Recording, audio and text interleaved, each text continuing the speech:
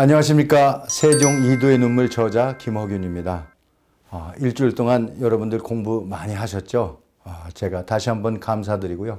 자, 오늘은 6강 제가 본문에 들어가기 앞서서 우리 세종대왕에 대해서 조금 말씀을 드리고 갈까 합니다. 자, 먼저 세종은 첫 번째 크게 정치가로서의 세종을 들 수 있고, 두 번째는 역사를 만들고 하는 세종의 의미가 있고요. 또 세 번째는 천측과, 예를 들면 달력을 만들고 하는 과학자로서의 세종도 말할 수 있고요. 이렇게 크게 세 가지로 말할 수 있는데, 그런데 가만히 그 내용을 들여다보면 결국 이것은 백성들의 배불리 먹고 편하게 생활할 수 있는 민생을 잘 돌보는 그런 취지로 이런 것들을 준비하시지 않았나, 이런 생각이 듭니다. 그래서 제가 오늘은 세종에 대해서 간략하게 한번 조금 더 안내를 해드리고, 그리고 본문에 들어가도록 하겠습니다. 자, 먼저 세종은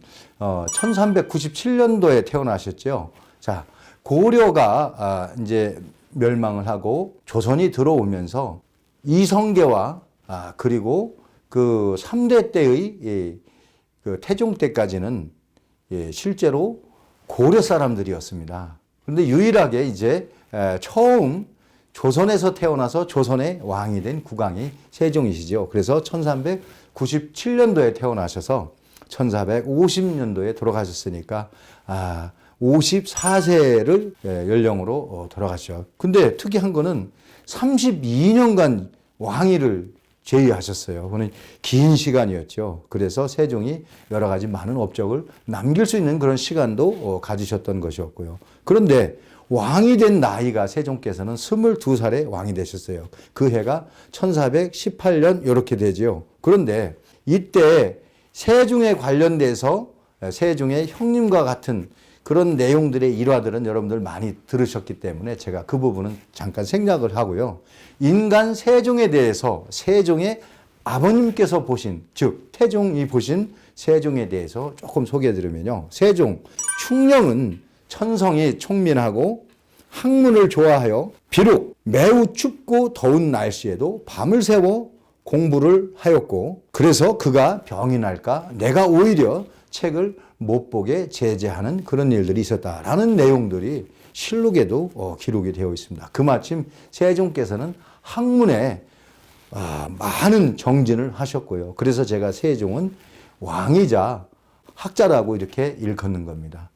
특히 집현전은 우리가 알기에 조선 내에 있었던 그런 교육자 양성기관이나 혹은 교육자의 연구기관이라고 이렇게들 알고 계시죠. 그런데 실제로 집현전은 고려시대 때부터 있었던 교육기관입니다. 단 조선초로 들어오면서 집현전은 고려에서 조선초까지는 집현전 학사들이 다른 정치적인 직위를 맡아서 겸직을 하였습니다. 그러나 세종께서 드디어 집현전 학사들에게 연구만 할 수 있는 그런 임무를 부여하시면서 1419년부터는 이 관리사회가 완전히 세대 교체를 이루는 그런 때가 되었습니다. 왜냐하면 세종께서는 당시 나이가 22살, 23살로 막 넘어가시는 그때였기 때문에 세종께서 젊은 학자들과 연구를 하는 것을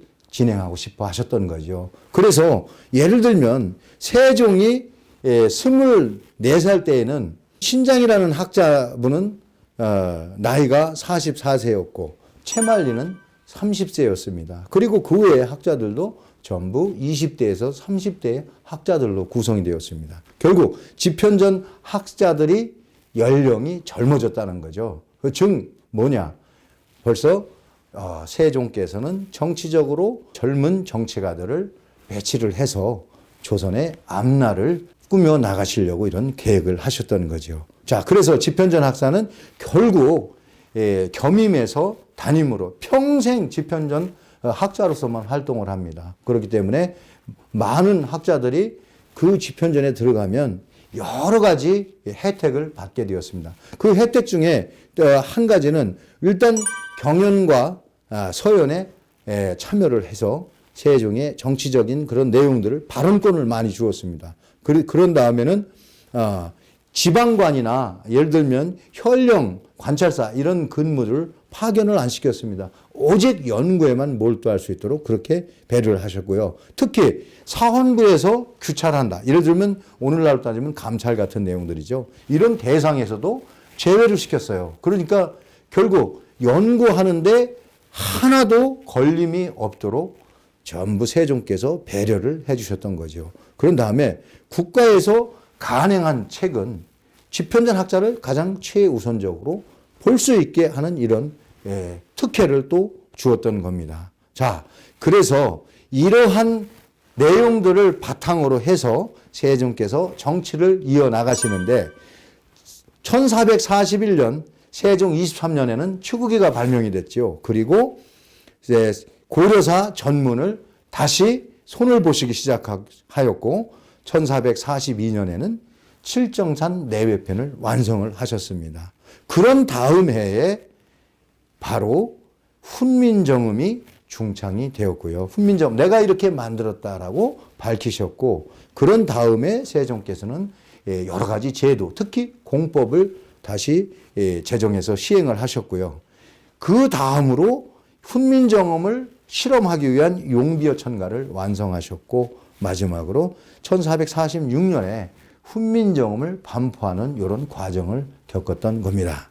자, 이때 세종께서 정치가로서의 활동 중에 가장 두드러진 두 가지 역할이 있으셨습니다. 첫 번째는 첫 번째의 성과는 고려사를 다시 편찬했다는 것이죠. 고려사를 태조 이성계 때부터 고려사를 작업을 하였으나 세종께서 보시기에는 그것이 마음에 들지 않으셨던 거죠. 그래서 태종께서는 고려사에 대해서 정치적으로 가장 큰 성과 중에 하나는 고려사를 다시 손을 대기 시작했다는 거. 그 다음으로는 또 천문과학이라든지 농업 이런 것들을 정말 당시에 세계의 과학 수준으로 봐도 세계에 으뜸이 갈 수 있는 그런 수식어가 붙을 정도로 세계 최초, 세계 최고는 세종께서 전부 이루어셨다라고 해도 과언이 아닙니다. 자, 근데 세종께서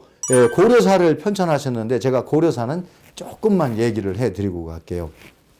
자, 원래 역사를 기술하는 방법이 여러 가지가 있습니다. 그 중에서 편년체와 대표적인 걸로 기전체를 들을 수가 있는데 편년체는 역사를 연도 순서에 비해서 일어난 사건들을 기록해 가면서 그거에 대한 사료 판단을 하고 마지막으로 기술하는 이런 방법이고요. 그 다음으로서는 기전체의 역사 기술 방법이 있습니다. 자, 기전체의 역사 방법에서 가장 우리가 두드러지게 알 수 있는 거는 이 사마천이 사기를 집필을 할 때 바로 이와 같이 기전체를 썼습니다. 기전체는 본기, 즉 황제와 천자에 대한 기록을 하였고 다음으로서는 열전, 인물, 신하들에 대한 기록을 하였으며 그 다음에 지는 각종 제도에 대한 기록, 이와 같은 순서로 꾸며갔습니다. 그런데 처음에 세종께서는 고려사를 처음 작업을 하실 때 한 가지 기준을 뒀습니다. 절대로 사관의 생각에 있어서 역사가 꾸며지는 역사 혹은 왜곡되는 역사를 기록을 해서는 안 된다라는 그런 생각을 갖고 계시죠. 그래서 세종께서는 직서, 그대로 사실 있는 그대로 직서에 의해서 역사를 기록하자 이렇게 임무를 주셨고요. 그래서 결국에는 고려사가 세종 6년 8월 달에 완성이 되었습니다. 자, 그런데 이때 우리 신하 중에서 변계량이라는 신하가 그 고려사의 내용이 옳지 않다라고 그렇게 상소를 하게 됩니다. 그래서 변계량은 그래도 있는 그대로보다는 개설을 해서 해야 된다. 이런 의견을 냈던 겁니다. 자, 왜냐하면 그랬던 이유가 있었습니다. 고려는 천자국이었고 황제국이었습니다. 그래서 고려 왕들을 황제 천자라고 칭해야 되고 그 외에 다른 직제들도 고려의 황제국에 관련돼서 역사 기록을 해야 됩니다. 그러나 조선은 이미 명예 간섭을 많이 받고 있었고 혹은 명예 사대하는 그러한 그 풍토가 만연해 있기 때문에 역시 변계량도 세종께 직서가 아니고 개서를 주장했던 겁니다. 왜 조선은 왕이고 호칭이 한 단계 낮은 봉건 국가의 왕의 기준인데 고려는 그보다 한 단계 위다. 그러니 우리가 조선을 개국하고 한 그런 취지에 조금 맞지 않다라고 이렇게 주장을 해서 결국에는 고려사 작업이 일단 중단이 되었습니다. 그러나 우연찮게도 그 다음에 변계량이 사망을 하였고 그래서 세종께서는 다시 고려사 개수 작업을 하였습니다. 그 세종께서도 백성들의 혹은 신하들의 의견을 아주 무시할 수는 없었기 때문에 당신의 주장을 조금 굽혔다가 변계량이 죽음 후에 다시 하게 되었는데 자 이때는 또 뭐가 문제였냐면 역사를 기록할 때 강목체로 하느냐 아니면 또 편년체로 하는 거냐에 대해서 또 신하들 간에 대립이 있었습니다. 그래서 그런 또 대립이나 이런 것들을 해결하는 방법으로서 송나라의 주자가 기록한 자치통감을 또 기준으로 하자는 신하들의 의견을 받아들여서 또 편년체와 강목체를 또 병행하는 그런 역사서를 집필하기 시작한 겁니다. 이렇게 하다가 마지막으로 고려사의 작업이 마무리가 된 것은 결국 세종께서 돌아가시고 나서 그 이듬해인 문종 1451년도에 김종서와 정인지가 추측이 돼서 역사서를 하게 되었습니다. 자, 그렇지만 이러한 과정을 통해서 세종의 역사의식을 알 수 있었던 겁니다. 세종께서는 있는 그대로를 하는 것을 결국 끝까지 주장을 하셨고 거기에 맞는 순서로 역사가 이루어졌다라고 볼 수 있습니다. 그래서 그나마 고려사가 완전하게 전하지는 않고 있지만 현재 우리가 전해져 내려오는 고려사가 그래도 사실에 근접되게 전해져 왔다는 것에 대해서 세종의 그 공이 컸다라고 할 수가 있습니다.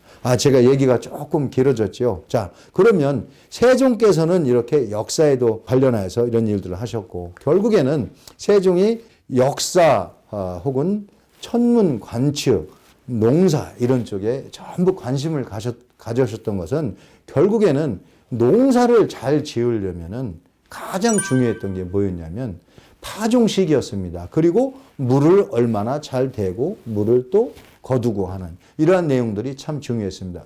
백성들은 밥이 왕입니다. 세종께서는 민생을 특히 관심을 많이 가지셨죠. 그래서 뭐 예를 들면 노비에게도 뭐 휴가를 주셨다는 등 뭐 이런 얘기들이 많죠. 또 반면에 또 종무법을 또 실시하면서 노비가 많아지는 이런 또 폐단도 생기긴 했지만 실제로 세종 대왕께서의 근본적인 것은 농자 천하지 대분, 즉 백성이 있어야 왕이 있는 거고 국가가 있는 거다라는 그런 그 사고 방식, 그런 관점은 세종께서는 뚜렷하게 갖고 계셨던 거죠. 자, 이렇게 해서 결국에는 세종께서 우리 조선에 맞는 천문들을 다 준비해 놓으시고 거기에 맞게 여러 가지 과학적인 장비들을 해서 추구기, 예를 들면 시간을 정확히 알 수 있는 그런 작용로 이런 것들을 전부 다 이뤄내셨던 거죠.